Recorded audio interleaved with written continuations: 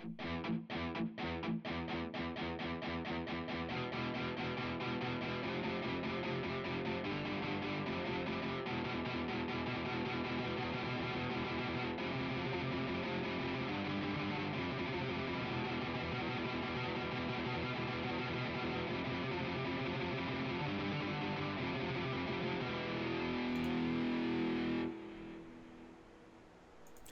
is up, everyone? Today we've got a huge show because the early advanced reviews for both Street Fighter 6 and Diablo 4 have dropped, and we're going to be talking all about them. That, a cat, and more on today's Level 1 podcast.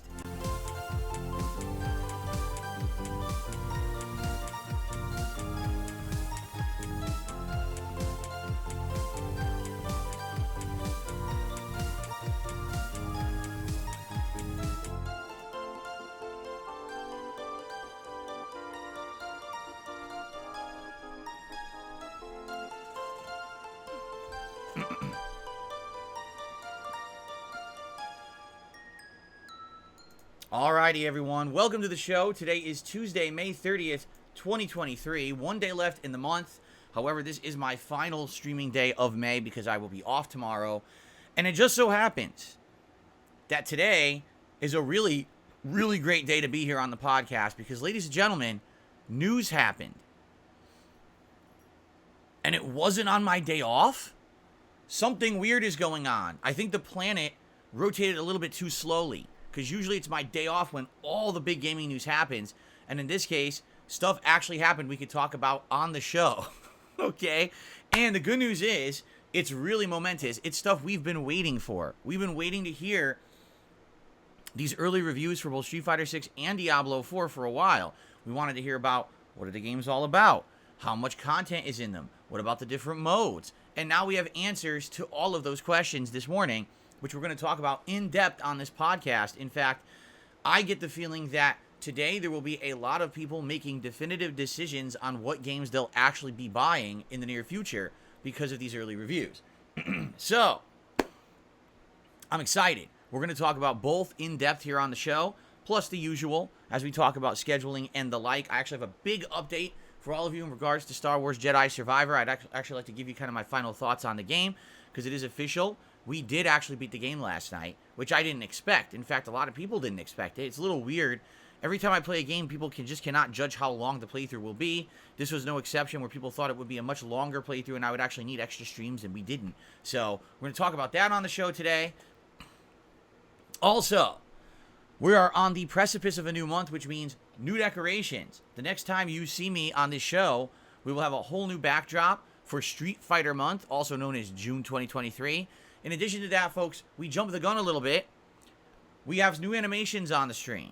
Today, if you tip $10 or $20, there are two brand new animations that will play here on the stream. And these will be new in the rotation. These are not just seasonal. I'll probably keep these for a bit. And I hope that you guys will consider, contributing to the streams and seeing how that goes. I think you're going to like them. But I kind of don't want to spoil them, okay?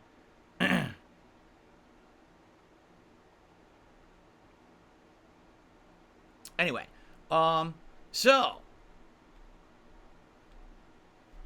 I'm excited. I hope you guys are too. Oh yeah, there's also going to be new podcast borders coming up later this week that are Street Fighter related. So excellent new stuff. New animations, new podcast borders, new decorations, all on deck and on the way. Although the new animations are now in effect today. If you wanted to contribute a $10 or $20 tip, you'll see them. Okay, where to begin? I guess we'll begin at stuff that happened yesterday.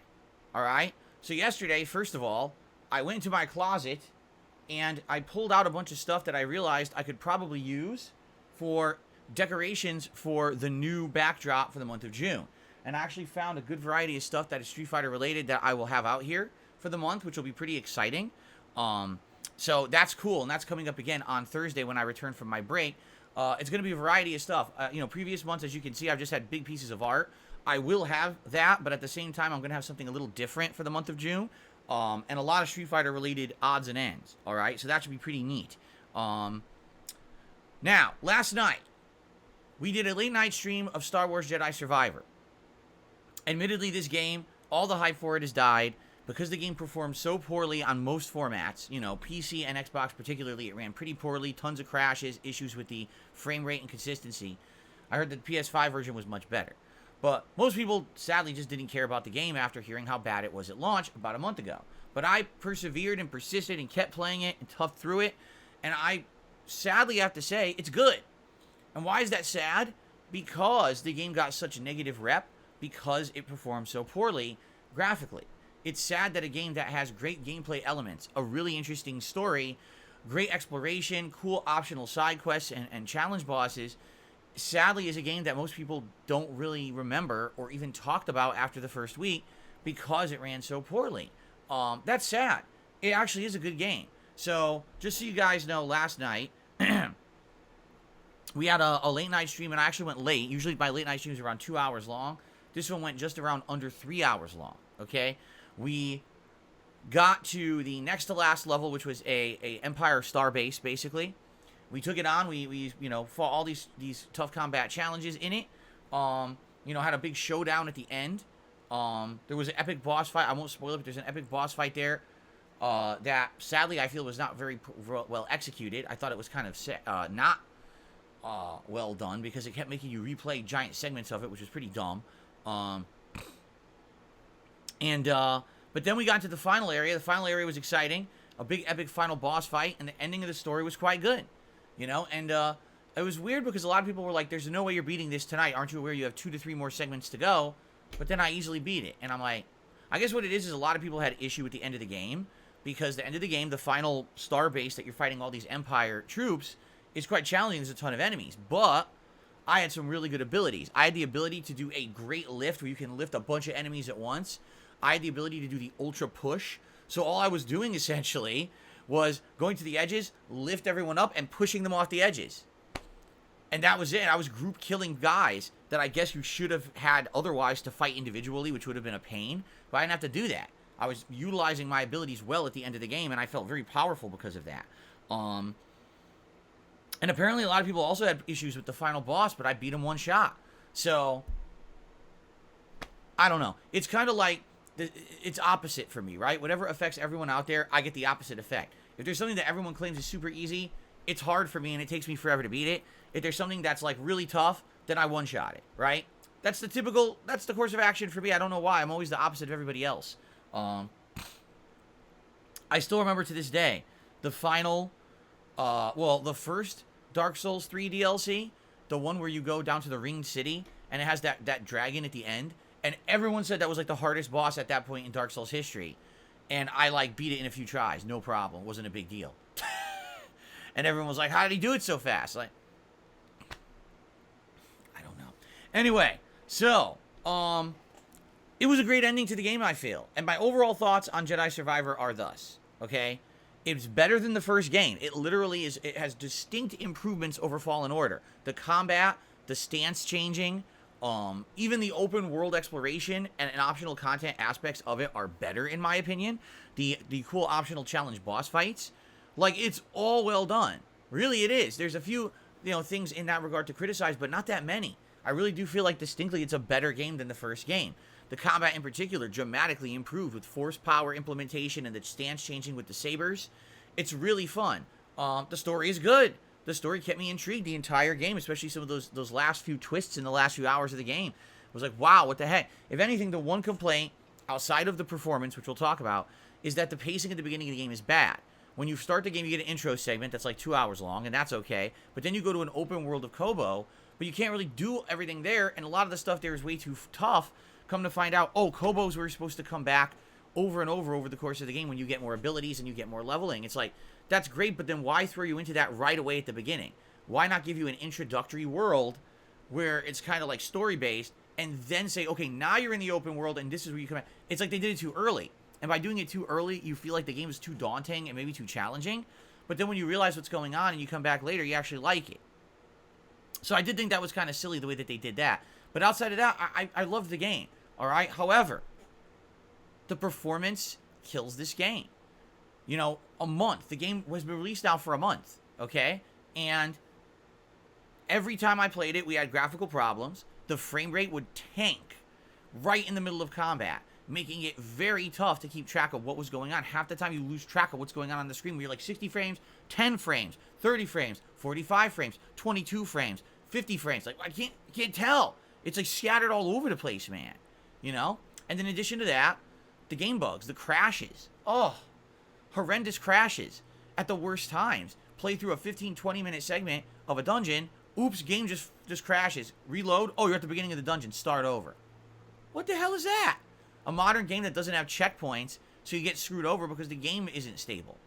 And then there's just little things here or there. For example, there's just these weird physics graphical bugs that have persisted throughout the whole game. You know, clothing fluttering in a breeze, even though you're in a ship and there's no breeze. You know, last night we were making a joke that Cal, the main character's name is Cal, that his Jedi robes kept flapping on his ass. Like, what does he have, Jedi gas? He's like, constantly, maybe that's what the Force is. It's just a bunch of gas-pushing powers, like in fucking South Park: The Stick of Truth or something. I don't know. It was absolutely ridiculous. But anyway, overall, I'm happy I played it. Good game. Definitely going to be on my most disappointing games of the year list. Why? Because if this game did not have all of those graphical problems, this would be a shoo-in for my favorite games of the year. But the graphical problems kill the game, killed its momentum, killed its hype. No one is talking about a game that actually is great because it released so unpolished. It's sad and pathetic that this game dev released it like this, that the management at that studio and that publisher, EA of course, decided to just push the game out the way they did, unfinished. It's pathetic. Why would you ruin your project that actually is a good project? Right? It's stupid. It's like, imagine if they released the Lord of the Rings trilogy of movies, and it's the same except everywhere they walk it makes fart noises when they're on it, like, why is that in the movie? I don't know. Is it still good? I guess, oh, like, you know, what the hell? Why ruin it? Why not just take the fart noises out? It'll take a little bit of extra editing time, but take the fart noises out, it'll be better. And that's kind of the problem with this game, is that it has these weird little things that drag it down, and people didn't like it because of it. That's right, SpongeBob steps. Yes, the SpongeBob sound effect steps. Like, come on. Anyway, I'm glad it's done, because this was a lingering playthrough I was nervous would not be finished in time for the big release this coming Friday of Street Fighter 6. And now it is. That's superb. And now we can focus for the next 2 days on getting further into the other releases that I'm playing before we hit the other games. Alright, so, cool. Alright, so thanks to anyone who checked that out. If you didn't, those videos are live on demand on the channel. You can watch the end of the playthrough. I hope you'll give me your feedback on that. I'll be honest, I didn't check the video comments overnight, so I didn't approve any of them. I'll probably do that later today. I'm sure some people had stuff to say about the end of the game, and I'm looking forward to your comments, okay? Cool. Alright, now, today, Wednesday, things are different now. Excuse me, Tuesday. Now I'm even losing track of the days. Today is Tuesday, the 30th of May. Things are different because we beat Jedi Survivor. Now we can focus on other stuff, which I'm happy about, because yesterday was kind of a cliffhanger ending in Zelda. After 3 hours of exploration, we were arriving at the major story points in the game. In fact, there's 2 of them right next to each other. And I was like, oh, we could start them, and then we ran out of time. I was like, oh my god. So now today, because we're playing Zelda again, that means now we can focus and actually do one of the story dungeons today, which I'm very happy we're doing, okay? So, I'm excited for this. So what is it? What are we doing today? Let's talk. Zelda Tears of the Kingdom. We just arrived kind of at the between point of 2 story dungeons. There's 2 towers there as well, so we'll probably do the towers, unlock the map, and then just decide which one we want to do for the story. I'm not sure which one we'll do, but we'll probably do at least one today. The dungeons seem to take around 1 to 2 hours long, and if we can get to it, you know, maybe we'll beat the whole thing in one go today. We'll see. So I'm excited for that. Then tonight on the late stream, 6:45 p.m. Pacific time, it's the continuation of Final Fantasy V Pixel Remaster. We are having a lot of fun because we're in the endgame segment of the hardest dungeons in the game, but also the most rewarding, and also the times when you can actually get your job levels way up, and the job level rewards are really good. So, currently, we did 3 different dungeons the last time we played Final Fantasy V the other night. 3 in one sitting. So tonight we're going to go to the 3rd legendary dungeon at the end of the game, which I believe is the underwater dungeon. We're going to do that and you know, see how it goes. Hopefully we'll be able to wrap that up and maybe make even major progress. And, you know, you might ask, well, could you beat the game in the next couple of streams? Actually, I could. I could if I wanted to. However, there is significant endgame content in this game. In fact, there's 2 hidden super bosses that are very, very, very challenging to beat. But they're rewarding too when you beat them. You're like, yes, this ultra challenges the game. This game definitely lends itself to endgame grinding, so you can level up the job system to the point where now you have like the best classes available or the best loadouts. I'm not sure if I'm going to do that or not. I really like the playthrough. I know you guys have been enjoying it too because we have a good audience that comes out for it. A nice chill audience. But I'm curious. Should I keep going with that playthrough, or should we try to wrap it up like we just did with Jedi Survivor? I guess we'll determine that tonight. Let's see how long it takes for us to get through the 3rd dungeon and go from there. But I'm really liking the playthrough. I'd be okay with keeping it around as a chill stream. Of course, it's going to take a back seat this next week as Street Fighter 6 comes out. But then maybe we can bring it back into the mix. Okay? I guess we'll see. Then, I'm off on Wednesday. I hope you all have a chill and fun day as I'm away. I hope you'll get caught up on all the stuff that we just did over the course of the last week. And then when I come back on Thursday, essentially it's just a second day of the same. More Zelda and more Final Fantasy V as we try to make as much progress as possible before we hit Street Fighter 6 on Friday. Now, what's funny about that is, if we do Zelda today, which we're doing, maybe I can get through a whole major story segment and dungeon, right? But then if we're playing it again on Thursday, maybe we could do the same thing with the other story segment and dungeon that's right near it. I don't know, because I don't know what the story segments are or what the dungeons are. But I'm thinking maybe we could actually beat 2 major dungeons of the game within the next 2 streams, in which case that's giant progress in the game. You know, the game has 4 major dungeons, I believe, and then there's some more stuff, and then it heads into the endgame story. A lot of the content of the game comes from the open world exploration. So I don't know. We'll see how it goes, okay? Starting today and then into Thursday. Well, I'm excited. I had a lot of fun yesterday with Zelda. I've had a really good time with our chill streams here. And I hope that you guys are enjoying them too. And I'm looking forward to more of these next couple of days. All right. But then, of course, Friday is the big day, ladies and gentlemen. You really won't stop jumping on my lap now. He will not stop jumping on my lap during the podcast and during gameplay. Because yesterday you tried to jump on me when I was playing Zelda. You're a nut. You are a nut. Look, I'm completely massaging his body and he's letting me. He never lets me do this. I'm completely massaging his body up and down. And he's letting me do it.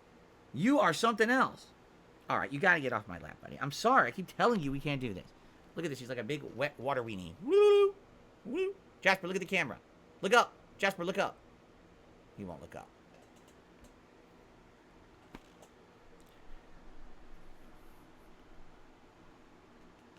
Nice pet for him. Okay. I love that cat. Anyway, can't you tell? I'm a sucker, I guess, now. When we first got Jasper, I'd never had a cat before. And I was apprehensive. I was like, oh, man, I never had a cat before. I don't know how I'm going to like it. And admittedly, like, the first month, I had, like, bad cat hair allergies to him that were really bothering me. But once I overcame the allergies, basically, he's awesome. He's an awesome pet. He's a member of the family. He's like my mischievous son. And I love this guy. Anyway, do I like cats better than dogs? I never had a dog. Can't attest to that because I never had a dog. So I don't know. All I can tell you is the cat experience has been a good one. Okay? Okay. Anyway, Friday's the big one. Street Fighter 6. Now, as I've told you guys, we're going to be playing Street Fighter 6 in depth. Friday and Saturday, I'm playing it all day long, both days. So that's 4 straight streams.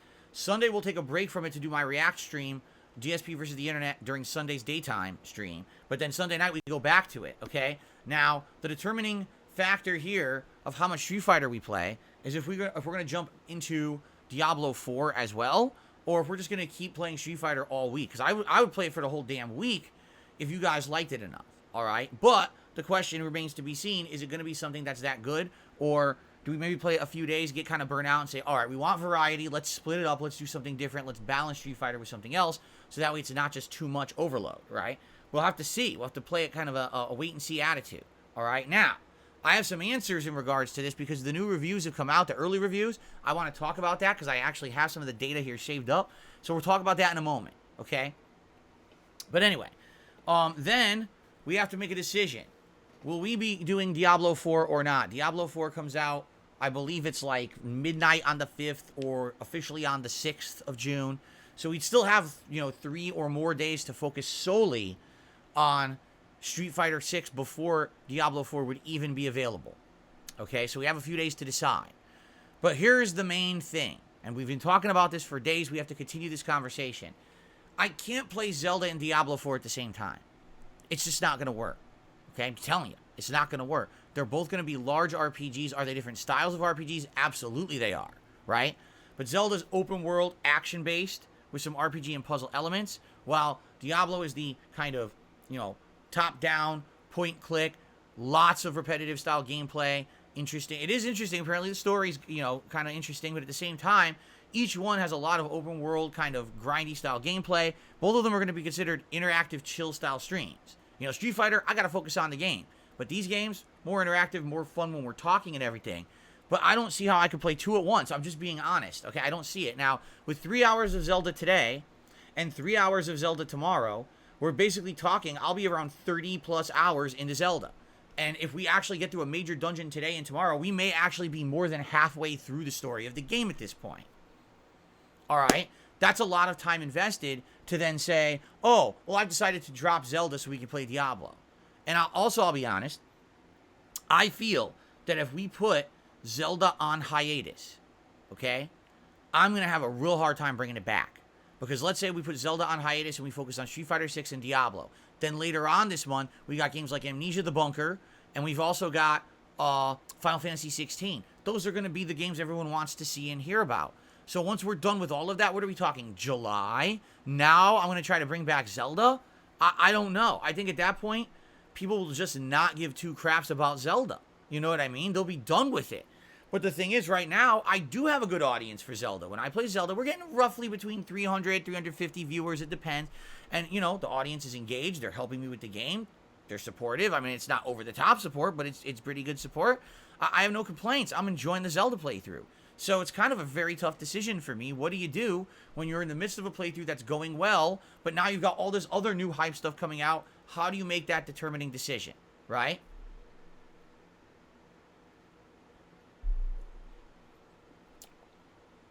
Now, Lekmik just said something interesting.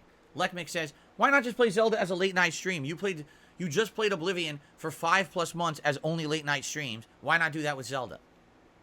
Could do that, but here's the thing. And this is what you guys are... I don't think you're truly grasping this right now. Street Fighter 6 is not just a standard game with a narrative story that you play through from start to finish. Street Fighter 6 is an endless endeavor. 18 characters, each of which playing differently, which you need to try out in training mode. Then you need to try out online, and you get better over time, to which case you kind of narrow it down to the characters you really like. Oh, by the way, outside of just that, it's also got a story mode that we now know is pretty girthy. We're going to talk about that because I'm going to talk about the reviews for the game in just a moment. Street Fighter 6 is going to be an incredibly time-consuming endeavor. That game is going to take day and night streams. You understand? It's not, oh, I can play Street Fighter 6 2-3 times a week and that's good. No. If I play Street Fighter 6 only 2-3 times a week, we will make zero progress. I won't learn anything, and I'll just be getting slapped around online. This is a game that's going to take a lot of investment. And people have been saying for years they want me to invest in a new fighting game. Well, I'm going to try it with Street Fighter 6. But that's the problem, is that it's different. This is not, oh, Phil's just picking up a new game and he can play it 2 sessions a week for 3 hours. Are you nuts? That's the opposite of what you have to do with a fighting game. So I understand what you're saying. Why not just play Zelda as night streams? Well, I'm already playing Street Fighter 6. I'm already playing Diablo. Where does Zelda fit in exactly? I don't even know how it could. Where's the time? I'd have to duplicate myself and do 2 streams at once, So that's the thing. This is going to be a daunting month. I think a lot of people are very underestimating what we're about to come up against in the month of June with these releases. I do. I think a lot of people are like, Street Fighter is no big deal. He'll play it every once in a while. That's not the case. That's not how you have to handle games. When Street Fighter 4 came out, I was playing it every single day. Every day.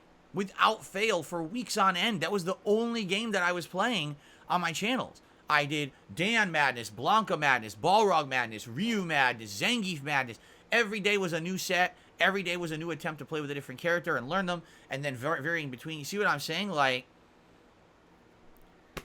it's crazy that some people are just like, you won't even do that. No, I mean, if it's good, I will. And if people like it, that's the other thing. If there's buy-in, if people are showing up to the streams, if people are investing in the streams, you know what I'm saying? I'm down for that. I don't want to get competitive, and I don't want to enter an offline tournament or anything, but I'm cool with covering this game in depth. And if it's good, and if you guys like it, I will continuously play it as an ongoing series. I'm not saying every day, but you know, Friday night fights could be Street Fighter 6 nights. We could have community nights once a week where people join me and we play Street Fighter 6 against each other. We could have events and things based around it. I'm cool with that. But we have to, you know, give it a chance, and you can't just say, oh, I'll play it twice this week, but then I'll balance it with Zelda, then I'll balance it with Diablo, then I'll balance it with Amnesia. I'll never get any advancement in it, and it might as well not even play then. You see? So there you go. I guess we'll see what happens. But this is what I mean. This is the daunting thing we need to discover. So, Zelda 2 days in a row, but then Diablo comes out next week. Do we play Diablo, or do we continue with Zelda and maybe play Diablo at a later date? It's something to think about. It is something to think about. Maybe we continue with Zelda this month, and when Zelda's done, then we switch to Diablo. But then people will be like, oh, but then you missed the launch hype. I mean, you're right. So, I don't know really what to do at this point, okay? But anyway, this next week, it's going to be Street Fighter 6 Friday, Saturday, and Sunday. Of course, Sunday we got the React event. Then starting Monday-ish, we need to make decisions. Does Zelda continue, or does Diablo 4 start? And then essentially it's going to be Street Fighter 6 balanced with either Zelda or Diablo. And the only other lingering game there will be Final Fantasy V Pixel Remaster, which we'll be near the end of. So we'll probably throw that in maybe once or twice a week and finish that playthrough up. I don't think that's going to be a big deal. Okay?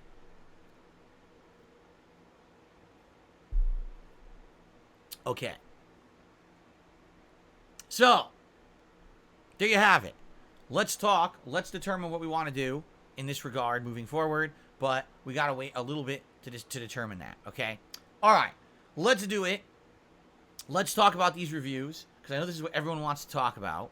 Okay? So,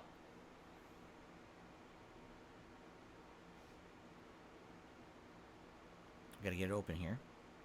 First of all, before we get to the two reviews, because there's Street Fighter 6 and Diablo 4 to talk about, two other news stories to cover this morning. It's been officially announced that Ratchet & Clank Rift Apart comes to PC, on July 26. Nix's software will collaborate with Insomniac Games to bring the interdimensional adventure to ultra-widescreen monitors everywhere. Completely nixing that rationale 2 years ago that Ratchet & Clank could only be played on a PS5 because of the PS5's amazing SSD. It's bullshit. It could have run on anything. And we all know that because hilariously, right after Ratchet & Clank released, Psychonauts 2 released, and it had exactly the same features. For example, remember you walk through the rift in Ratchet & Clank, oh, you're in a whole new pre-rendered world with no loading. And then they did exactly the same thing in Psychonauts 2 on the Xbox just a couple months later. So we knew it was all marketing baloney anyway, right? It really was. So if you're interested in Ratchet & Clank, but you don't have a PS5, you can finally play it on PC this coming summer. It's a decent game. It's not amazing or anything, but it was pretty good, I would say, for that style of game. All right? Also, new Game Pass games coming out in the month of June. Today, actually, launched Chicory and Far World Pioneers. No idea what either of those are. On June 1st, we've got Car Mechanic Sim 2021, Slayers X Terminal Aftermath Vengeance of the Slayer. I think it wins the award for longest game name. And The Big Con. Coming on June 6th, Amnesia the Bunker. That's right, the new Amnesia game is a Game Pass game. I didn't even know that. So that gives me more incentive to check it out. I actually want to play it, but I don't know how I'm going to fit it in. It comes out on the 6th. How am I going to fit it in when I'm already playing Street Fighter 6 and either Zelda or Diablo, and that's already taking up all my time? How am I supposed to play Amnesia? Right? I don't know. Also, Hypnospace Outlaw. Then on June 8th, Rune Factory 4 Special and Stacking. Stacking. That's an amazing game from over a decade ago. I played that game back in the day. It was super duper fun. Very quirky and awesome puzzles. And then 613, Door Dogning. Anyway, so yeah, Amnesia the Bunker is the big announcement there. Coming out June 6th, and it is a Game Pass game, which I did not know at first. Okay. Ladies and gentlemen, Street Fighter 6 reviews are out. Here's some of the early review scores. 10 out of 10, 10 out of 10, 10 out of 10, 5 out of 5, 5 out of 5, 5 out of 5, 5 out of 5, 9.5 out of 10, 9.5 out of 10, 9 out of 10, 9 out of 10, 9 out of 10, 9 out of 10, 8.5 out of 10. And those aren't just little indie places. Those are big and small, all reviewing it that way. Okay? In fact, it is the highest reviewed fighting game in 15 Years. Yes. The last game that even tracked to rate this high was Street Fighter 4. Yes. Yes. Now you might say, why? Well, when you read these reviews from the professional game journalism sites, you have to take them with a grain of salt, okay? Here's why you have to take them with a grain of salt. Those people aren't professional players. There's 0 pro Street Fighter players who are journalists at IGN or GameSpot or any of these sites, you understand? So they're always approaching it from a casual perspective. So when I read things like, oh, I love the new drive system because drive impact is good for this and drive cancel is good for this and drive reversal is good for this, and I'm like, yeah, but if you read your reviews of Street Fighter V, you loved the V-Trigger system, and truth be told, the V-Trigger system was atrociously bad and unbalanced, and everyone competitively did not like it after playing it for some time, but you guys kissed its ass back in Street Fighter V days and said it was great in your reviews. So when you're reading the competitive aspect of what they're trying to say in these reviews, I really don't believe a word of it. To me, there's absolutely no way to tell how competitively good Street Fighter 6 will be until that game is out and people are playing it and it's in the wild for at least a few weeks and people are starting to see matchups and strategies online. We get to see truly how good the netcode is. We get to see how it holds up with the crossplay. We get to see what's dominant, what's not. There's no way to judge until then. So all that nonsense, there's entire giant segments of these reviews about the competitive nature of the game. These guys don't know diddly dick. They might as well just skip it and say, we're not saying nothing because this is worthless. Okay? However, excuse me. However, what I do judge as useful information in these reviews are the things that we wanted to know about the game that we did not have answers for, but now we will have answers for them. Okay? Question number 1. When you're going to play this game online, there's a Battle Hub. What is there to do in Battle Hub? All right? Well, when you're waiting for your matches online, there's a million things to do. You can sit down at one of these arcade machines and you can actually play the full game of Final Fight. And you can also play Super Street Fighter 2 Turbo. But apparently it's been confirmed this is offline only. There is no online play or co-op, at least in the versions that the journalists were provided. There's no online play. Because it was funny, some people were like, oh, there could be a big revival of Super Turbo if there's an online mode where you can play it against people online. Why would they have online Super Turbo in Street Fighter 6? It's a different game. Wouldn't they just charge for that? You know what I'm saying? So I wasn't expecting that. A lot of people were speculating. Even I saw like Alex Valle was posting up last year, oh, maybe Super Turbo will be online. No. They would never do that. They would always charge for that, right? Or maybe if they do, it'll be DLC to pay for later. Right now, it's just offline, okay? Maybe in the future, but now it's not in there, all right? But there is tons of content in there. There's these games to play. There's these things you can do. And, of course, the things that they're saying is the best feature, taking your avatar from the single player and actually playing it online against other people. And people are like, it's completely unbalanced. It's not meant to be competitive. It's just silly fun. But it's actually fun to take your character you built yourself in the story mode and try to fight people with it online. There's no formal ranking. It's not going to be for tournaments, but it's going to be a fun, silly mode, okay? That's kind of neat. Now, in regards to the single-player World Tour mode, this was the mode that I had the most questions about, because I outright said, Street Fighter 6 looks like a game that was developed differently from Street Fighter 5. From the ground up, they wanted to make a game that appeals to all players, whether you're a hardcore competitive player or a casual player, whether you're going to be going to tournaments or whether you're just going to be playing this at home by yourself, or maybe a hybrid where you'll do some online play. They really wanted to make this game appeal to everyone and have value. That's exactly how you should approach a game like this. That's what NetherRealm has been doing with the Mortal Kombat and Injustice series for the last decade. That's the way to go. That's the consumer-friendly way. So, when you take a look at Street Fighter 6's World Tour mode, we finally have answers. You ready for this? So, 20 hours long minimum. Yes, the World Tour mode is 20 plus hours long. If you take your time to grind and get all the abilities, it's even longer. Or if you just play the streamlined story, it's 20 hours. Wow. That's cool. I wasn't expecting a 20-hour story mode from a fighting game ever. Ever. Like I said, the closest we could even give that would be Soul Calibur from back in the day on the Dreamcast. Had an incredibly similar premise where you created a character, and as you played through the game, you earned special moves. It's same kind of thing you're doing in this World Tour mode, But even that, I think, was like maybe 8 to 10 hours. This one's 20 hours minimum, okay? Now, admittedly, the reviewers are being honest. They're like, the story of this World Tour mode is not great. You basically are given silly tasks to do, and you go around doing them, and they don't really make a lot of logical sense. So, for example, one of the story missions is this. Oh, I've always wanted souvenirs from, I don't know, Italy.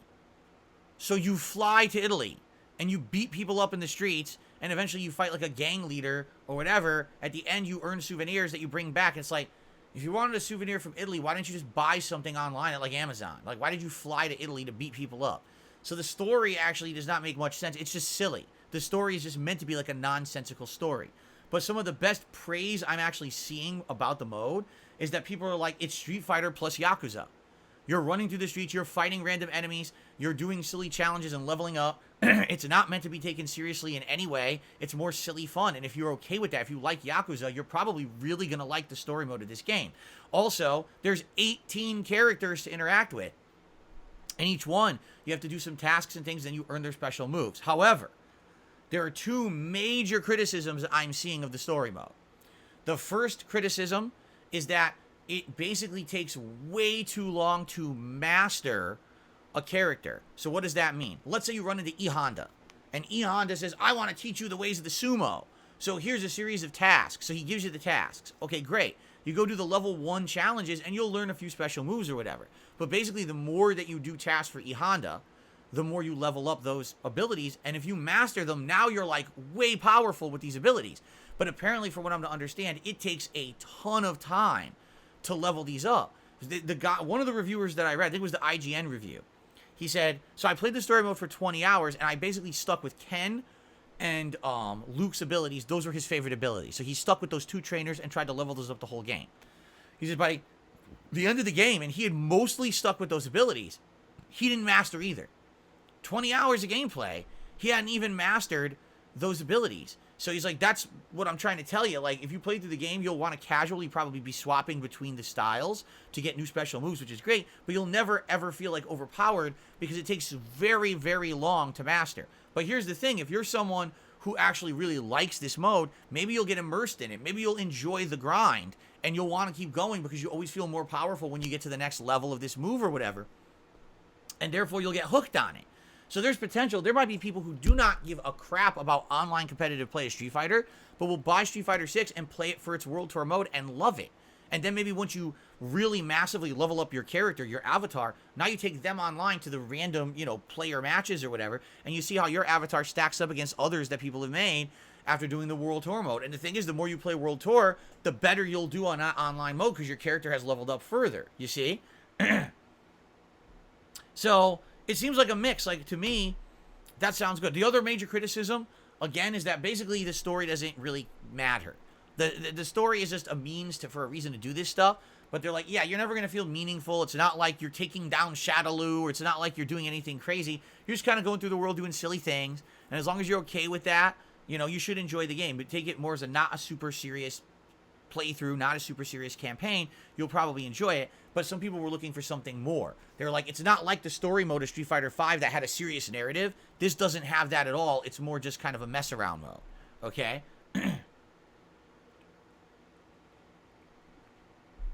So, to me, that sounds good. That's because, I even told you guys, my wife, Kat, is interested because she likes Yakuza. She's looking right now for a game that's different. She's very interested in Diablo 4, but outside of that, she's like, I don't even know what I would play outside of Diablo 4 for the next couple of months. But now I'm going to tell her all about this today. She might be pretty excited. She might actually be very excited to play this because she loves Yakuza. And I'll tell her, as long as you're okay with the grind. Now, one of the things that was interesting to me when I was reading these reviews is that people are like, there's going to be challenging levels in the story mode. For example, it teaches you mechanics of the fighting games. For example, you might fight one guy who's a grappler, and so your goal is to keep him away. You might fight a guy who only throws fireballs, and your goal is to kind of dodge all the fireballs and get up to him and beat him up, so that way you beat him that way. And basically you're learning mechanics inadvertently. Even if you're not a fighting game player, you may learn mechanics of competitive fighting games just playing through the story mode. So maybe it's a way for newcomers to fighting games to actually ease their way in to a competitive fighting game. You see? That's kind of interesting to me. All right? So To me, this is all sounds good. Like, this sounds to me like, okay, the online beta was good. We all know that the online play was decent in the beta.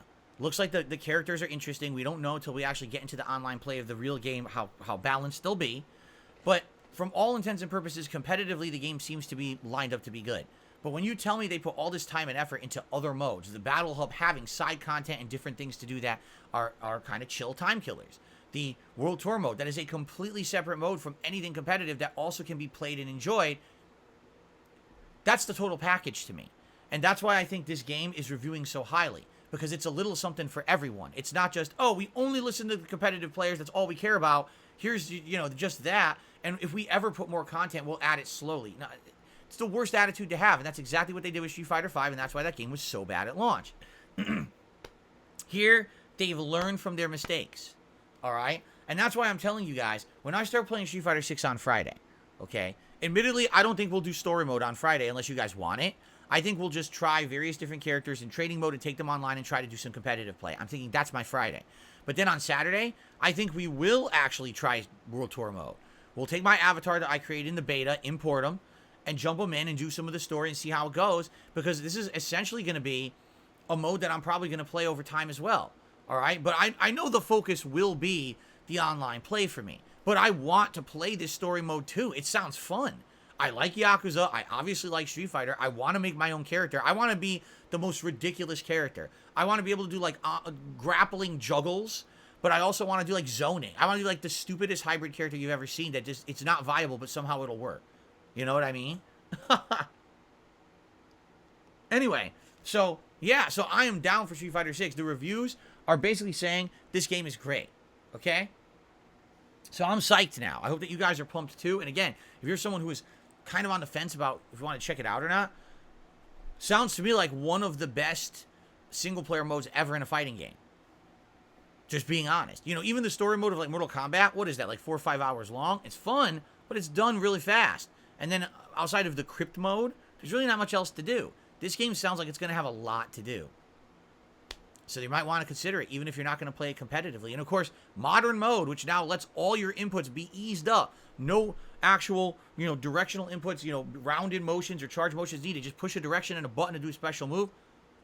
Now you really don't have to pay any attention to even the harder gameplay mechanics. You can just play through and have fun in a casual way, right? So there you go. Now let's talk about the reviews for Diablo 4, all right? I kid you not. If you look at the review patterns and the scores, they're essentially the same. It's all like 9 out of 10, 9 out of 10, 9 out of 10. I'll say a little bit, it looks like it's reviewing a little bit lower than Street Fighter 6. Street Fighter 6 is getting a lot of 10 out of 10s. Diablo 4 seems to be like 9 out of 10s. Okay? I'm going to just read a few quotes. I have a lot out of the IGN review, so I'm going to give a shout out to IGN on this one. I'm going to quote the review a bit. Here's their little snippet, and then I'm going to read some more details. So here's their little snippet. Like seeing your favorite band play their greatest hit live, Diablo 4 is completely awesome to behold, even though you know exactly how the song's going to go from the moment you hear the first iconic note. Our review is 9 out of 10. Now, I just want you to listen to that. You're going to see your favorite band. You've already heard their song a million times, but you like hearing it live. So you enjoy the experience, but there's really nothing new besides experiencing it live. 9 out of 10. Does that sound like a glowing review? Does it? If you're just, like, analyzing that at face value of what they're saying, that sounds to me like this game is just a retread. But it's a good retread that plays well, but it's just a retread, right? So then you actually go into the details. And essentially what they say is, this game sticks to the formula of what's worked in the past. Although they expand upon it, yes, there's better skill trees, and they took some ideas from other games. They actually say, like, Path of Exile and Lost Ark are examples of a couple games that have come out in the last decade since Diablo 3 that have advanced this kind of gameplay, and they did take a few of those ideas from those games and implemented it into Diablo 4. Okay. They also say, just listen to this, the first act of the game is incredibly good. The story is great. The antagonist is really interesting. I guess her name is Lilith. She's supposed to be like the daughter of one of the grand demons, and she's screwing with Earth. But then the next 3 acts you're doing tangential story that is confusing, makes no sense, and doesn't really tie into the story, then all of a sudden in the last act, you're back to going after Lilith and the game's good again, then it ends.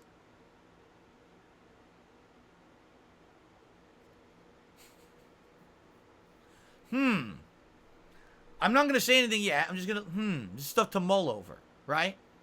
You continue to read the reviews, and they say things like, the classes are great, they're varied, they're interesting, they're addictive. If you beat the game once, you kind of want to jump right back in to try another class because it's fun to see the differences between the classes. Just so you guys know, that's par for the course for Diablo, and Diablo 1 and 2, it was exactly the same, where the classes did play differently enough that if you really enjoyed the game one time, you probably wanted to go back and play it again because you want to see how the other classes play. So again, it's not necessarily different. It's more the same from previous Diablos, but it's good because that's one of the best things about the previous Diablos. Okay? The game has seriously disappointing boss fights, especially the final one of the story. It's not hard to feel let down by what this game could have been. I'm reading word for word out of a review. I'm not making this up. I'm literally reading this word for word out of a review. Okay? It looks and sounds fantastic, even though you might not like what's going on in the story.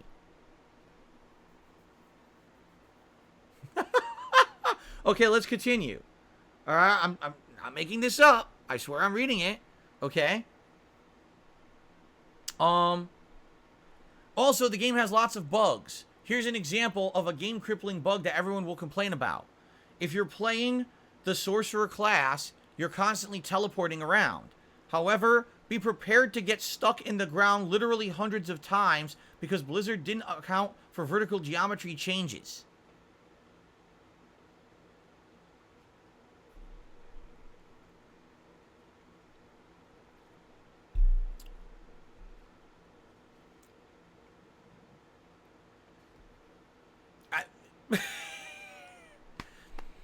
Now, if you continue to read through the review, essentially what the review ends on saying is that the best content of the game comes post-game. Once you play through the entirety of the campaign of Diablo 4, you open up post-game dungeons at incremental levels. I think it says like one of them is at like level 50, then there's a level like 70 or 80, then there's a level 100. And those post-game dungeons are very fun and challenging, and they really feed into the addictive nature of what makes Diablo great. It's combat. Getting better abilities, leveling up set abilities, fighting giant mobs and overcoming them. This makes you feel very powerful. And therefore, that's where the strong points come in Diablo 4. All right? And it's also funny because it says, from what's in the base game, it seems like they are definitely leading you into a DLC that's going to be great, but the base game is just a good lead up, but definitely feels like you don't hit that culmination of what you're looking for. Okay?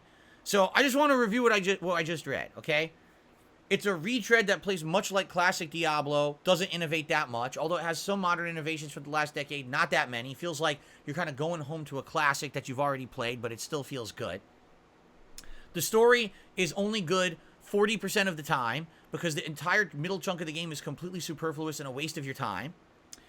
Full of bugs and polished glitches and things that need to be fixed. Game doesn't really get good until you beat the story, and even then the post-game content just feels like a lead-up to a good DLC, and you're hoping the DLC is good. By the way, the review score, 9 out of 10.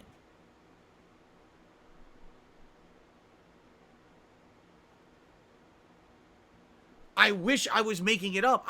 This is what I mean about modern game reviews. This is what infuriates me about modern game reviews. Okay? How do you sit down and say, I have a laundry list of criticisms for this game of the ways that it could be better? Oh, by the way, 9 out of 10. Seriously, it's fucking bullshit, and I hate this shit. I hate it because people will not read the review. People, sadly, they only look at the number, right? So what they're going to do is they're going to look like the number rankings of these games and say, Diablo 4 is a 9 out of 10. Then they're going to play it and say, why is my sorcerer stuck?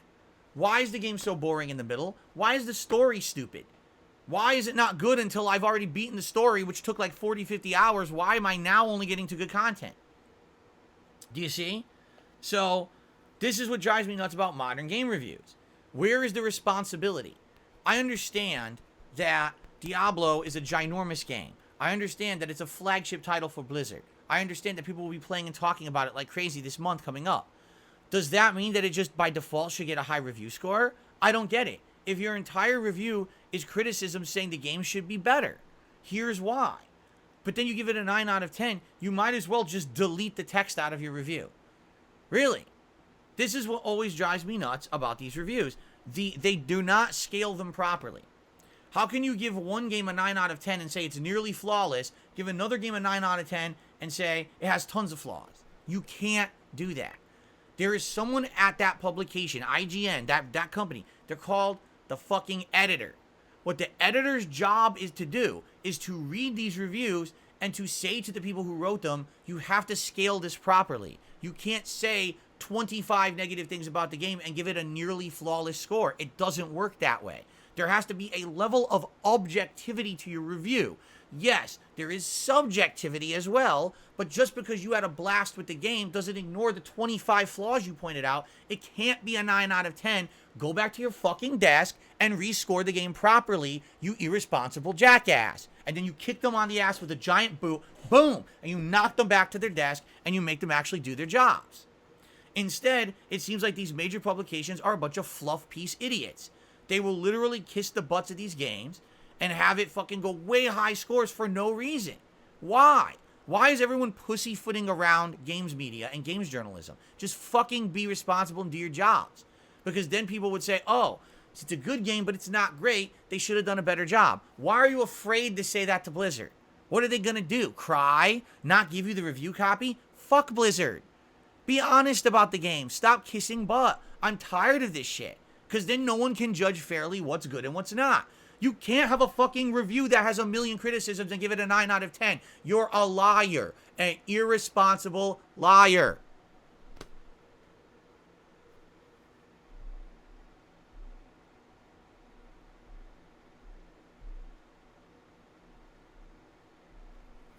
Am I saying that Diablo 4 is going to be bad? No.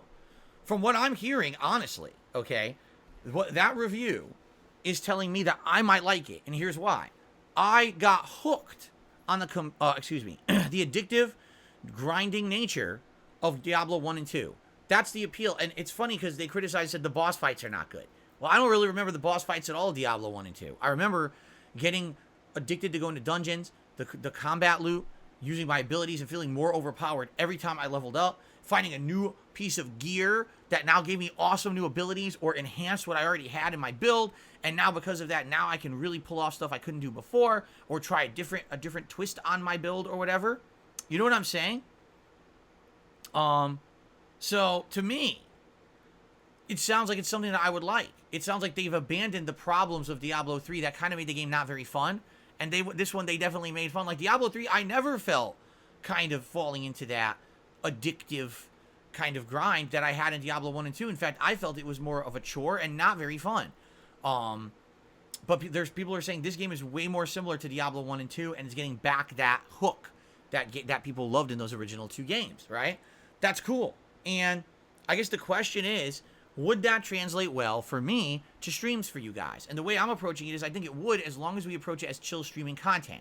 This is not going to be a game where we sit down and we're expecting major story developments today. This is not a game where we're sitting down and we're expecting to make giant chunks and leaps and bounds through a narrative game that I'm going to beat in 40 hours and then we're done with it. This is a game that's going to have an ongoing combat loop.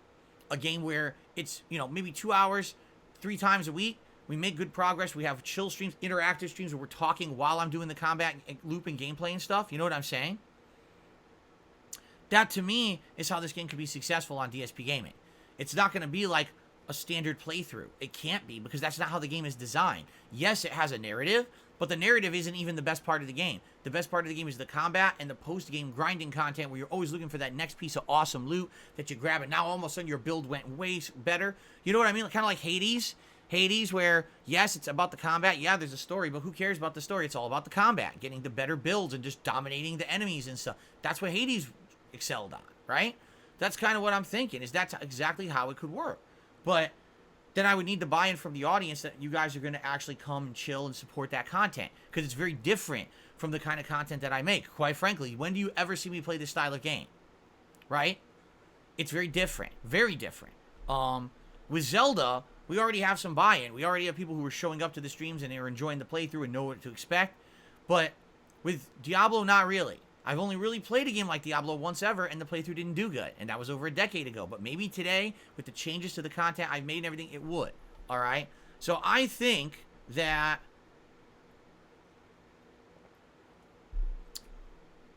it could work. But it is a gamble. It is a gamble for me. And I'm skeptical. I'm skeptical about buying this game and saying we're putting Zelda on hiatus and starting to play it, and then it doesn't work.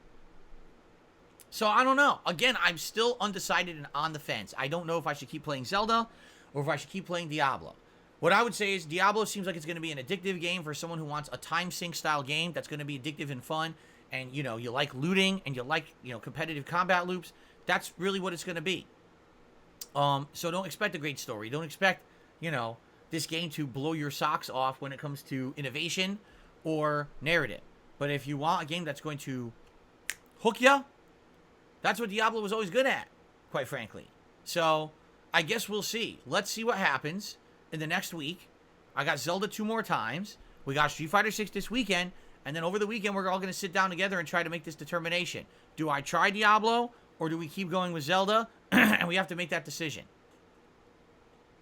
And my audience is split. My audience is not in agreement. Right now, people in the chat are in disagreement. They are. It's going to be a tough decision, man.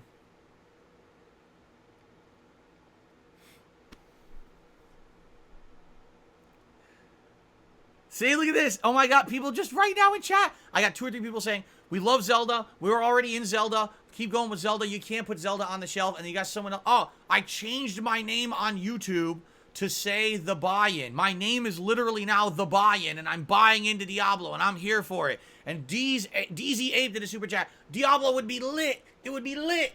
So it's like,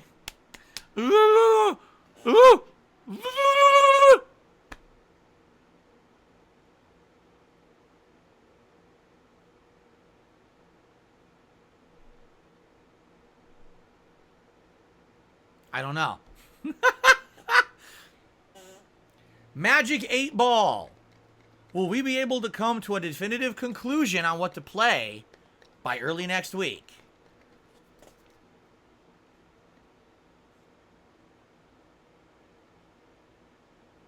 Don't count on it.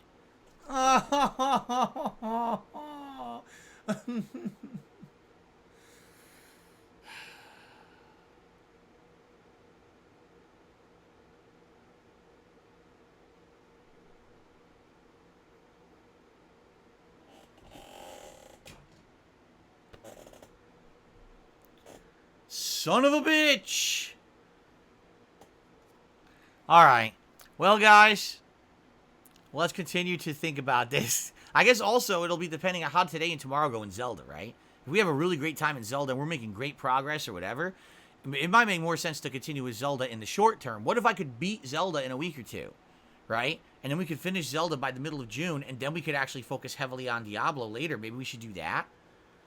And you know, there is another factor to all this that I haven't even discussed yet. Are you ready for this? Final Fantasy 16 comes out the 3rd week of June. I think it's June 21st or 22nd, right? When that comes out, you know that's going to be the game everyone wants to see, right? You know that. That's a huge thing. How can I also be playing Diablo and Zelda while I'm playing Final Fantasy 16? Jasper, this is it. I'm turning Jasper into a machine gun.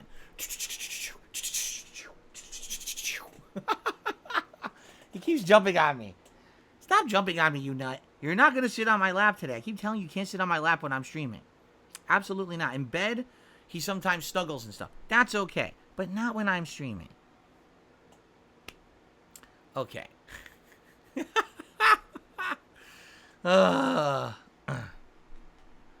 I like banana peppers? I actually do like banana peppers. I have no idea why someone just asked me that. But I do like banana peppers. Okay. All right, guys. Let's end the game review segment for now. So what I have to say is, I'm sold on Street Fighter 6. It sounds amazing. I would even say if you're someone who's not into fighting games, this one having modernized controls, a really lengthy and interesting World Tour single-player mode, and a lot of other features, maybe this would be the fighting game for you want to give a shot. All right. As for Diablo, man, it seems to me like they kind of went down the same road as all the previous games, right? And therefore, if you like that addictive nature of the game and that combat loop, you're gonna love it. And if you're someone who's into story or into innovation or into something different, you're not gonna like this game based on the reviews I'm seeing. So I hope that will at least help you determine what you want to do with these new games coming out further on into the month here. Okay? All right, ladies and gentlemen, that's really all I got today. So what I would like to do now is do some shout outs for those of you who contributed on the stream so far. Thank you to those who did. And so let's get those shout outs going. And then any questions you want to toss my way or whatever, remember we have new animations moving forward. There's a new $10 tip animation and a new $20 tip animation. Okay? So if you tip either 10 or 20 bucks, you will see new animations starting today. And I'm excited for those, so let's see if we can see some of them. All right? So let's start off on the YouTube side of things. So first of all, Brianna dropped a 5-member bomb on the channel. Congratulations to Rebecca, Charles B., Hold Mayo, Dave Ryan, and Fallen on the Sand, who each received a gifted membership. Congratulations to all of you. Be sure to thank Brianna for her support of the channel. And Brianna, thank you for supporting the community. That is so nice of you. We are now up to 700 members here on the channel. Again, because we keep fluctuating above and below 700. But now we're back to 700 again. So thank you for that. DZ Ape did a super chat. Says, Diablo stream would be so lit. Thank you, DZ, for your opinion. Brianna just did a super chat and says, Zelda or Re-Riot, laughing out loud. Do you see what I mean? It's back and forth between my viewers. No one can decide. Radical Jaws did a super chat and says, Zelda or I Cry. Wow. And 672 did a super chat and says, you have 700 members. You need to do a members poll. All right. We'll see. We shall see.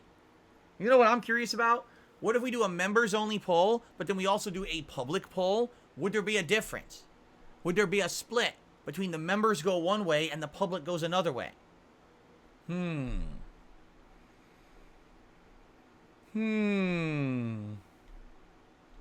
Anyway, so 672 is the latest super chatter. Let's get 672 up on the leaderboard. Cool. Now, I received a tip.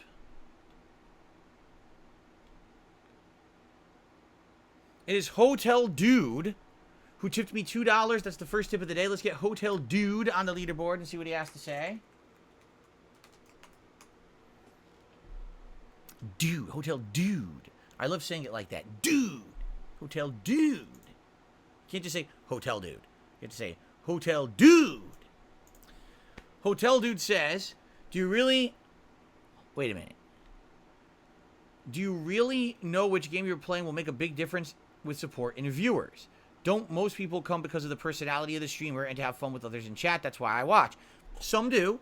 Some come specifically when I play certain kinds of games. All right?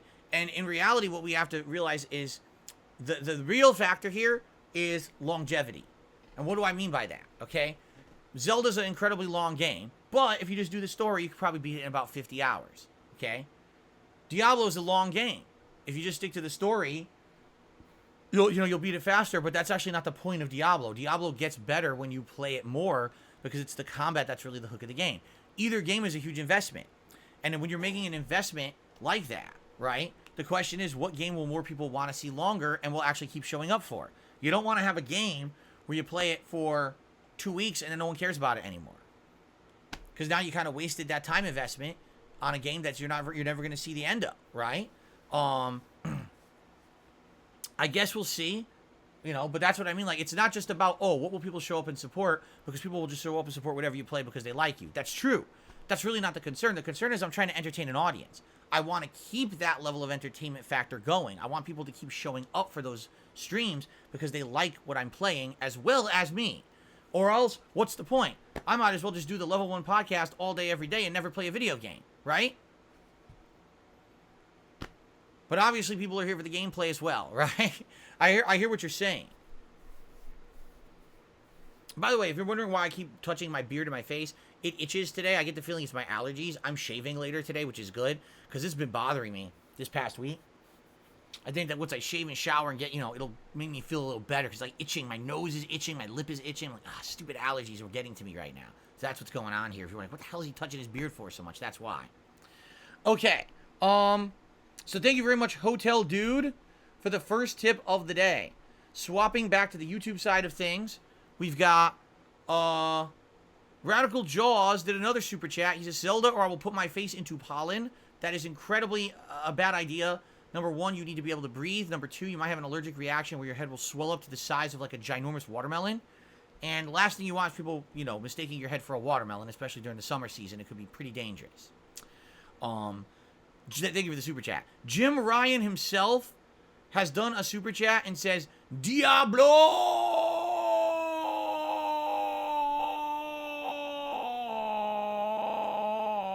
Thank you, Jim Ryan, for your opinion. And Bama did a super chat. He says, what's up, Phil? Do you listen to the radio when you drive or your own music? Oh, the radio. I just go to a classic rock station that we have out here in Seattle, and I listen to it. I don't even know what it's called, but I just turn it on and listen to classic rock when I drive around, usually doing errands on my day off, which will be tomorrow. There you go. Thank you, Obama, for the super chat. All right, well, as of now, I don't have anything else to shout out. So let's go ahead and open up the floor to Q&A. If you'd like to ask me a question, please tag me in the chat. And we'll go from there. DZ Apes' favorite band. I do not have one. Brianna says, did you get my tip? Hopefully it went through. Hold on. Oh, apparently it did go through this very moment. If this is you. Yes, a $10 tip from Brianna. Thank you, Brianna. Let's play your... Oh, we're going to see an animation. So here it is, ladies and gentlemen. Very appropriate that we're playing this animation right now.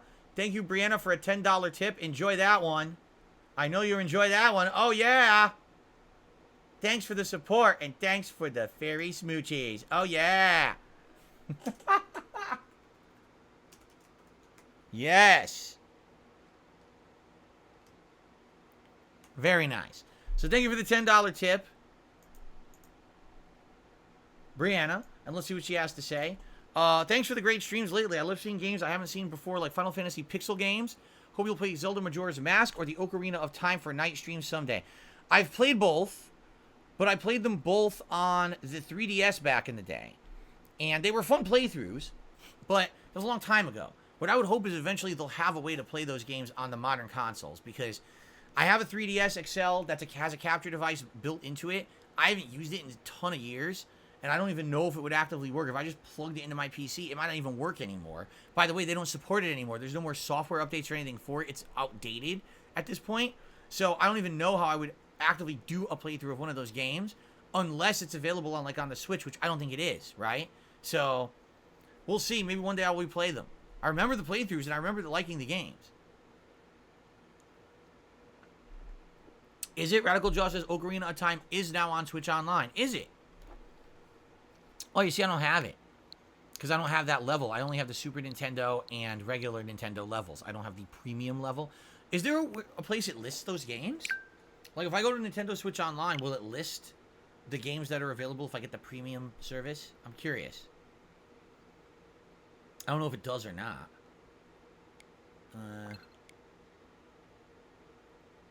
Oh, yeah, it does. So if I go here, and I go to Nintendo 64... no, it doesn't. It doesn't say what game. It says it's a free download. But it's expansion pack content, and it doesn't list the games. Oh, wait, yes, it does. Never mind. Hold on. Okay. Dr. Mario 64. Paper Mario, the original Paper Mario. Sin and Punishment. Oh, it has Majora's Mask, too. Okay. It's got both Majora's Mask and Ocarina of Time. All right, that's how I would play it then. If I'm going to play those games, I'll have to upgrade my subscription. Yeah, I'd have to upgrade my subscription. There it is. It has both. Yep. Anything else on here? Maybe Star Fox 64 I would play. That's a really good game. That's really it. Okay, yeah. I would probably play the two Zeldas on there. All right, so there you go. Now it's viable. It's actually on the Switch if I get the expansion offer. Cool. I'm glad that I looked that up. Thanks for telling me, guys. All righty. Okay. Let's continue here. I got a $2 tip from Hotel Dude. He says, allergies, you need antihistamines. There's a $2 donation for the Get Phil Some Allergy Pills Fund. Yeah, this year, I'll admit, I have not had as bad allergies. I'm happy about that, because typically around April, I start getting really bad allergies, and this year I didn't. But I have noticed, like the other day I was outside, and I was outside for maybe 60 seconds, and all of a sudden my eyes were inflamed. I was like, ah! They started burning and watering. I could barely see them. Like, ah! Just like this. I was like, oh my eyes! And then it finally got better in like 5 minutes. It stopped. But it really bothered me. So it had to have been allergies. Just like that, I reacted too. People thought that, like, you know, someone had thrown acid in my face. I was turning into the Joker or something. But it was actually just allergies. But for the most part, it hasn't been that big of a deal. But I am noticing a little bit now, like a little itchy. I'm like, oh, that's got to be my allergies acting. I'm like, right now, I just got an itch on my mustache right there. Annoying. Very annoying. The giant enemy crab says, who are you to wave your finger? You must have been out of your head. Huh? Huh? What do you mean, giant enemy crab? I don't know what you mean. Well Swayed says, given the success of the Mario movie, do you think a Zelda movie could happen? I think a Zelda movie will happen 1,000%. It's coming. Trust me on this. And it will star... Yes, it will star the person who played Legolas. What's his name? I forgot his name. He's gonna play Link for sure. Switch209 Gaming says, did you get my email? I probably did, but I don't know what you're talking about. That Funk One says, how many games would you say you've played in your lifetime, and how many have you beat? Oh, I played more games as a YouTuber than I ever did before. So you take the amount of playthroughs I've done on YouTube and maybe multiply by 2, and that's probably how many games I've played in my life. Maybe Jasper gave me fleas. Fleas are very different from allergies, I hate to tell you. They're not exactly the same. They feel nothing the same.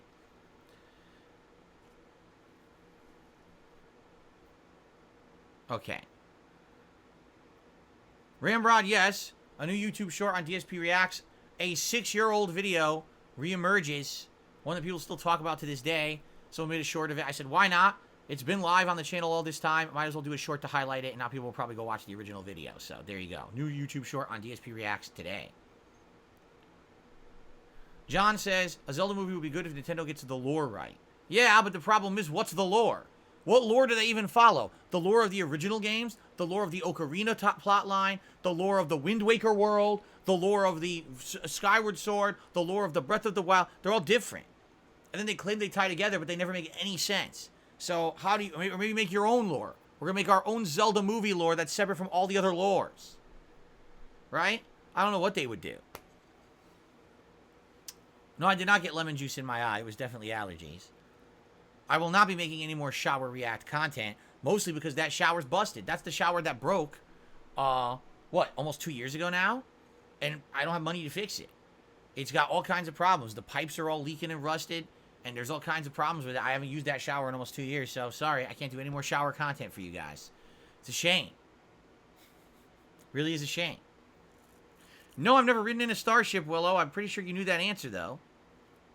No, my username DarksidePhil is not based off of anything Star Wars related whatsoever. It's just a coincidence. Sega Mini Revisited. If you guys ever wanted me to go back and do it, I would find it. I think it's buried in one of my bins here. I did read the email regarding the React channel suggestions. In fact, I got 3. I got 3 different people with React channel suggestions.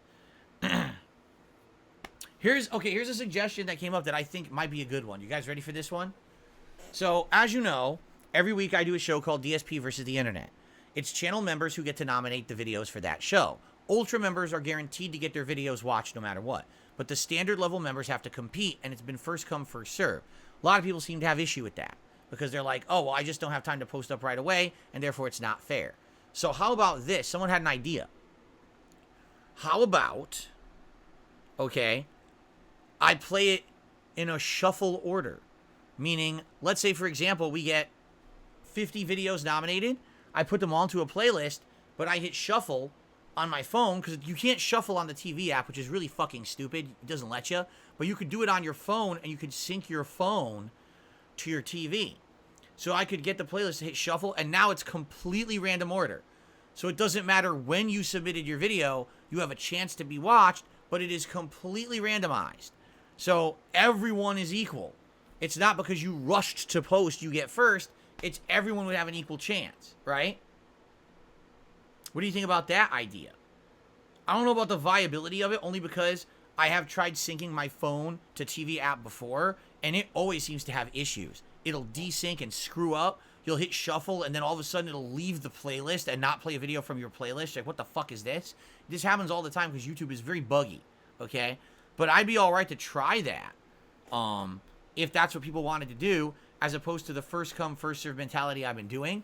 Some people in recent weeks have said they're canceling their memberships outright because they don't like the idea that they don't have time to submit their video in time, right?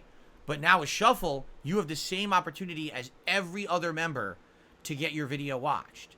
The only catch to that, I'd have to be careful because I have to make sure that no one tries to pull a fast one and submit more than 2 videos. Because some people have. They try to submit like 3, 4 videos. Like, what is this shit? So I just have to be careful about that. But outside of that, maybe that's how it works. What do you guys think about that idea?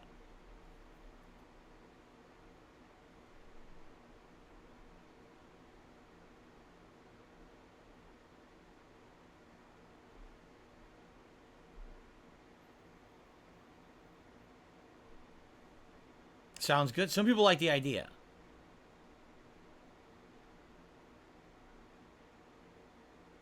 Okay. Because we could do that, but again, the trickiness of that is getting the playlist to play shuffle on my phone and syncing my phone with the TV app and getting it to work for the whole show. Because I'll tell you right now, we're probably going to have some road bumps. There's probably going to have some issues where it's not working right, and we're going to have to mess around and waste time on the show because we're trying this new thing. Yes, Ultra members will always be watched first. That is correct. The Ultra videos, what I would have to do is do two playlists. First playlist is Ultra member videos. We watch those first no matter what. And then we go to the standard members, and those get played on a shuffle basis. That's what I'm thinking by. That might entice more people to become members again, because some people have said, you know, I'm a member, but I never get my video watched because I can't post up right away. Therefore, what's the point? So maybe that would say, okay, well, if I get an equal shot of everyone else, then I'll become a member again and try again, right?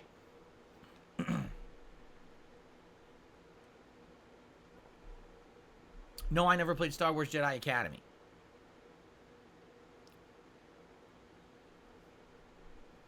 An Ultra member is the highest level of member on YouTube. There's 3 different membership levels on any channel. There's the Standard, the Super, and the Ultra. All right? On DSP Reacts, which is the React channel we're talking about, Standard members get the ability to nominate videos, but they all compete.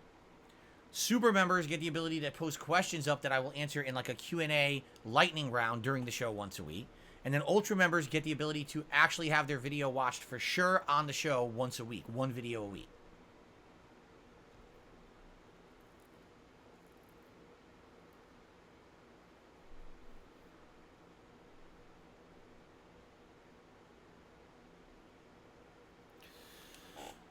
Oh, man. Oh, let me stretch. Oh, I needed a good stretch this morning. Ooh, that's a good one, actually.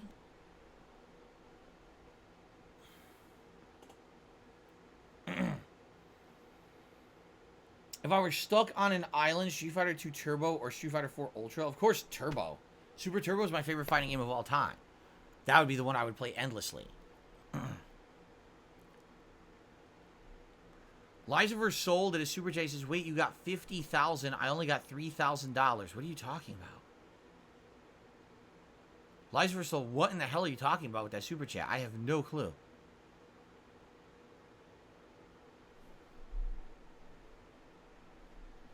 Unless it's a reference to something and I'm missing the reference.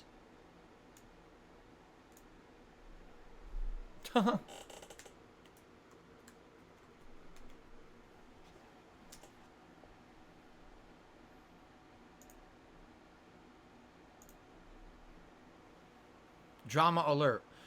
I don't know how it's drama if I don't even know what you're talking about. That's good. It's good that I know what you're talking about, right? That's a good thing. Do I have my eye on any improvements for the stream? I guess the question would be, you know, what kind of improvements are we talking about? I'm always looking to improve the setup, to see how things look and everything. The biggest improvement I could do is getting a new PC. If I get a new PC, then we could possibly improve stream quality even more because of no bottlenecks. We could potentially add new things. For example, I could start using a Stream Deck, which I've had for years and could never use because it doesn't work with my current version of Windows. So I could use that for like shortcuts, push a button, it plays an animation, or does something silly. Something like that.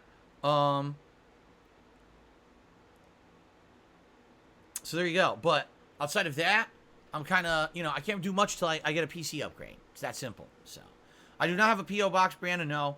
I had one many, many years ago. When I first started on YouTube and I was getting popular, I got a P.O. box. And initially, I'd say the first 1 to 2 years that I had it, I got a bunch of random stuff. Some stuff useful, some not, some. A lot of fan art, stuff like that. And then when I moved out here to Washington State, I got another one. And essentially, it just kind of stopped getting used. Like, no one was really sending me anything anymore. I ended up getting a lot of junk mail and shit that I didn't want. And I was like, what is all this? And then after a while, I was just like, nah, I don't think there's any point to, honestly, to having one if the cost wasn't in balance with any use that I was getting out of it. So, now I don't have a P.O. box anymore. And quite frankly, I like it that way. This way I can screen things that show up. If something shows up to my house and I have no clue what it is, it goes right in the trash. Because there's been some malicious things that have happened in the 10 years I've lived here in Washington. Pretty nasty stuff, actually. If I get something, I'm like, wow, I'm not expecting anything from anyone. It randomly shows up here. I don't know who it's from. It doesn't say what it is. Trash. So if you're interested ever in, donating something to the streams, which I do get, like, for example, there will be something on streams starting this Thursday that was directly donated from a viewer and fan. They wanted to help out with Street Fighter month. So it's a Street Fighter related thing that'll be on streams this month. And that's because they contacted me. We talked about it behind the scenes. And they got it. And it showed up. I was like, wow, this is awesome. But that's because we arranged for it. I knew what it was. If that had shown up unsolicited, I had no clue what it was. Right in the trash. Because that's how I have to deal with this stuff. Because some people are just nuts. Okay?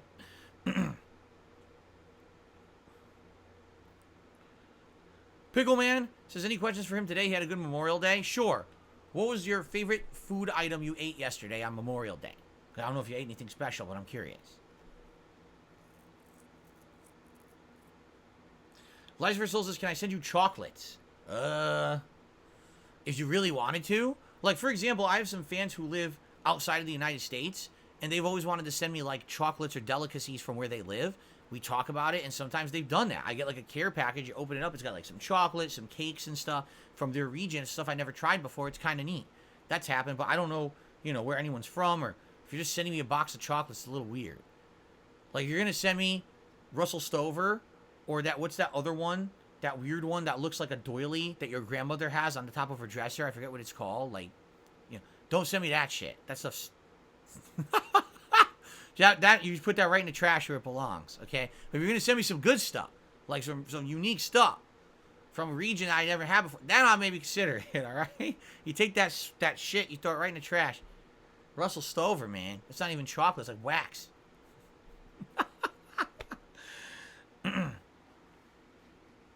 There you go.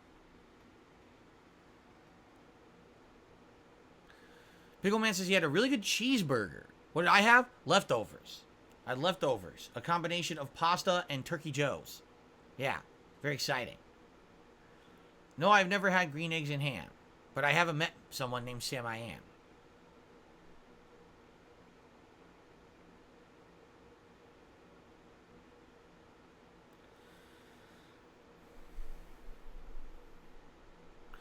Funny enough, 672 is joking. He says, I want to send you a truckload of Toblerone chocolate. I never had a Toblerone. I don't even know what it is. I have no clue what it is at all. Maybe I would like it. I don't know. What's Toblerone? I know what it looks like. It's that triangle, weird, long triangle package. But I have no clue what it actually is inside.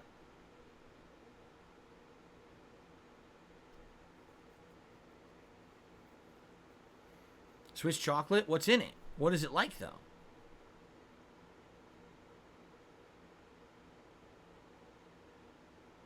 Oh, Charleston Chews. When I was a kid, I loved Charleston Chew. Seriously. I used to take it to the movies, sneak it in, and eat a Charleston Chew watching a movie. I'm serious about that, too. You bite into it, the chocolate would break off and fly everywhere. They chocolate coated a chewy toffee bar. So you go to eat it, you're like, and it's just like exploding. Chocolate pieces are like flying, and they hit the floor, they melt, they turn to slippery milk chocolate all over the floor. I don't know what they were thinking with that, but it tasted good. I have had authentic saltwater taffy. I've never had it on the beach, but I have had it before, and it is pretty good. Would I ever try ketchup chips? I don't know if I ever did. I don't know if I've ever tried ketchup flavored chips. I might like them. I would feel like ketchup flavored chips, you get tired of them after a few. Because, like, ketchup's good, but it's something you want with something else. I don't know if you would want constant ketchup flavor every bite of everything. You know what I'm saying? Brianna says Seattle is like the home of saltwater taffy. I'm sure. I don't know. We're also the home of, like, blown glass for some weird reason. And the home of salmon. Like, salted salmon and stuff like that. Smoked salted salmon. Everything that alliterates with S. Slippery, slimy, salted, smoked salmon sandwiches. In a souffle. That's what we do out here.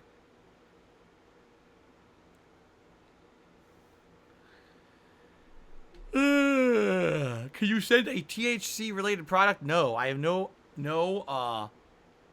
desire to be taking drugs. Sorry. Eric says they're really good. This is someone who doesn't like ketchup on fries. You don't like ketchup on fries? What's wrong with you? Ketchup on fries is great. Ketchup on fries is absolutely delicious. See, I'm one of those weirdos.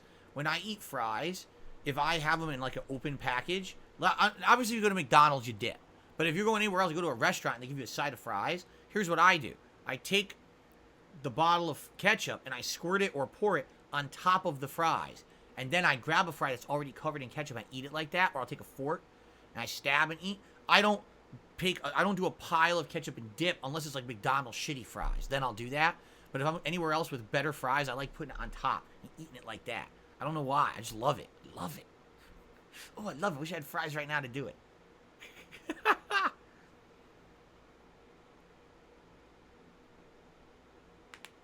There you go.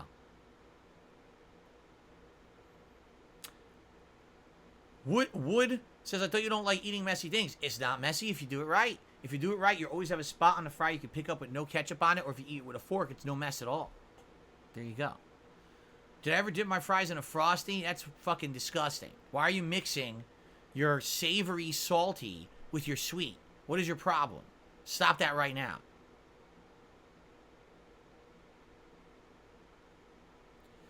Giant Enemy Crab says, I watched your God of War Ascension playthrough over the weekend. When you said God damn it, I lost it. I wish I could timestamp it. That game sucked. God of War Ascension and Gears of War Judgment were both terrible spin-off games that never should have been made. And they both came out around the same time, and they both sucked shit. I remember. I had to play through both of them. They were so bad.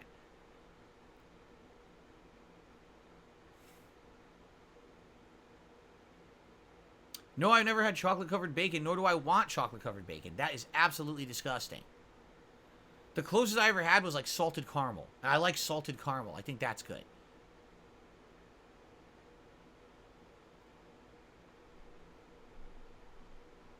Candied bacon? Ugh. Ugh. It's disgusting. I've never had poutine. I don't know if I would like it or not. I've never had Reese's Big Cups with chips in them. No, I have not. It does not sound very appealing. Yes, I think the Activision acquisition will take at least another year. I do believe that, Carlton.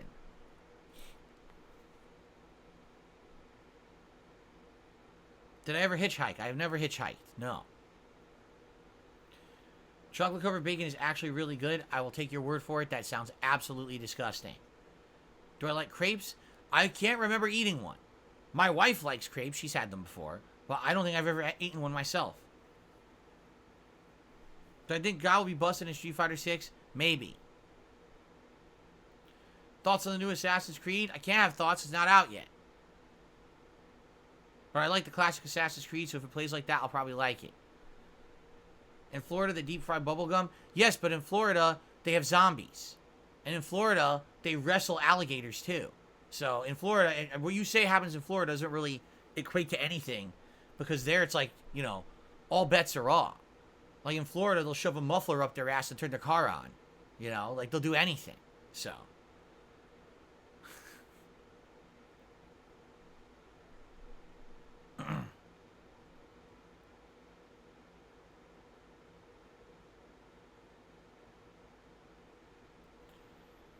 What Street Fighter character do I hate seeing in every game? Luke. I don't like him in Street Fighter 5. I don't want him in Street Fighter 6, but they're insistent on making him a main character. I don't know why. He looks like a rejected fucking Paul brother. He's terrible for the game, and I don't like him. He can kiss my ass. I received a $1.30 tip.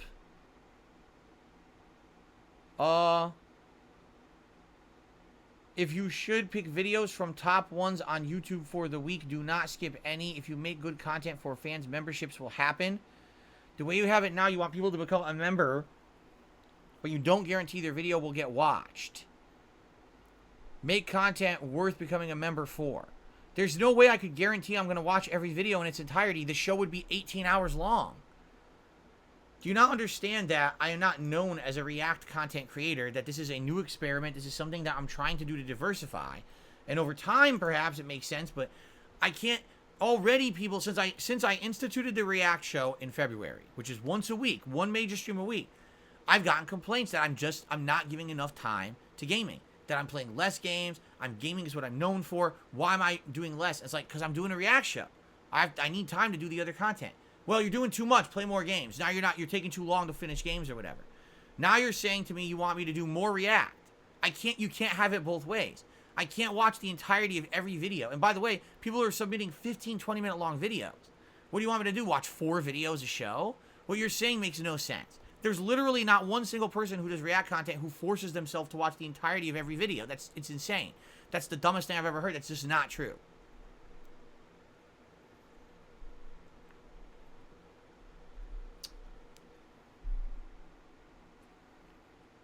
Okay. I received another $2 tip from Anso Kamaru. I've been a fan for many years, but after hearing now that you eat your fries like a savage, I cannot in good faith continue to support you. You brought this on yourself. Dip your fries like a normal person. I'm just joking.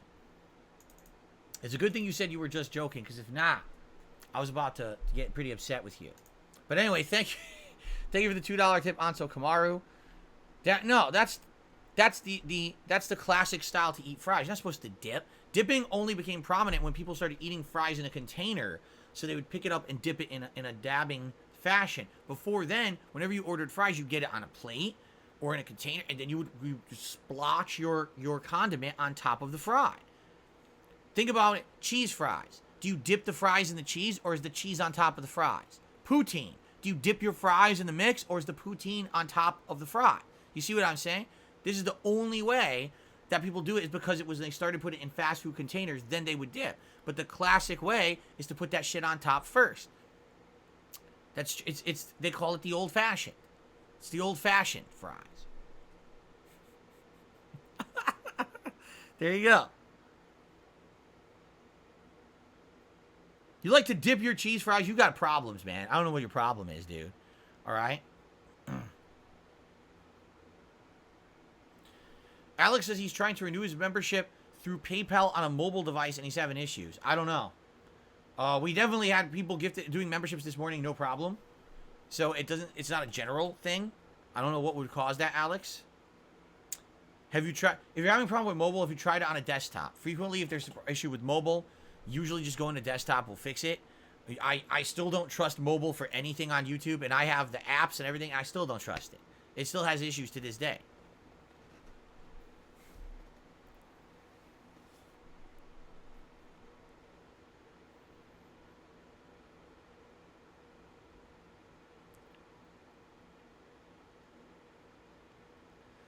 All right, people are telling me absolutely weird things about how they eat. Ramrod says, if I run out of chips for my salsa, I'll take the remaining crumbs, pour it into the remaining salsa, and eat it like a stew. Giant Enemy Crafts says, I dip my fries, then I twirl them. I follow it by eating them with a fork. This is weird. You guys are very odd.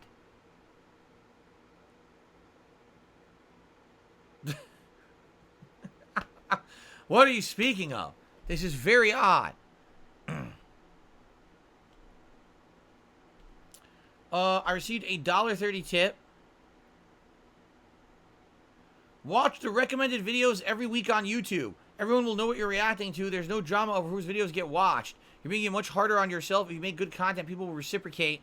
It's the same thing with your gameplay streams. People tell you what they want, and you ignore it because you think you know better. So what you're telling me is you want me to remove the benefits of being a paid member on DSP Reacts. Remove them entirely. And instead of watching what people suggest, you want me to just watch the top-ranked videos on YouTube every week, which is what every single other person does. So you want me to abandon the original idea that gives back to the members, and you want me to just copy what everyone else who's uninspired does. Also, I'll stop playing games and I'll start making drama videos. How about that? The first video will be me insulting everyone on the planet. Review Tech USA, Keemstar, Wings of Redemption, Boogie. I'll just go out and rant about all of them, insulting them constantly. How about that? Right? And by the way, I'll be boxing all of them in a Battle Royale style match in a month or two. We'll fly out to London instead of Las Vegas. We'll fly to London for some unbegotten reason. And we'll fight, I'll fight them all. And what else? What else should we do? Oh, I'll start doing prank videos too. What I'll do is I'll just go out there and I'll prank people, be complete assholes to people. I'll pull them out of cars. I'll run into their homes. And I'll say, oh, it's just a prank. It's just a prank. Don't touch me. It's just a prank. Right? Should I continue? What else should we do? Well, I think you get the point I'm saying, right? The point I'm saying is that you're asking me to abandon something that sounds good because it's different and it gives features to the people who are members on my channel, and you want me to just make the same exact content everyone else already makes. What's the fucking point? I just don't get it. Why would you want me to do the same thing literally every other person does? Is that not boring to you? All right, Beaver Bother getting rebanned. Congratulations. That was a quick one.